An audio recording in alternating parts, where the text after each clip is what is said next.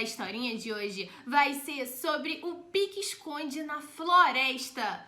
O que será que aconteceu nessa floresta? Vamos lá descobrir? O leão, bem brincalhão, fazendo palhaçada, quer brincar de pique-esconde com toda a bicharada.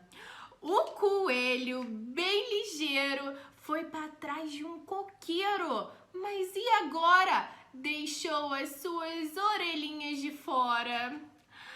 A tartaruga, bem escondida, atrás do galho, ficou bem quietinha. Mas e agora? Deixou o seu casco de fora. O filhote de passarinho, atrás do seu mantinho, ficou bem escondidinho.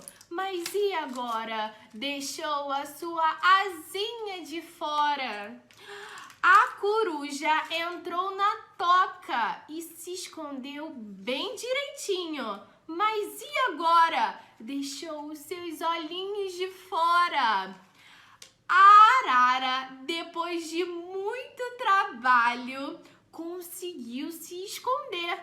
Não deixou nada de fora.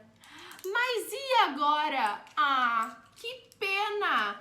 A matraca fez barulho, o seu bico não calou e no instante o leão a encontrou. Vocês gostaram da historinha de hoje?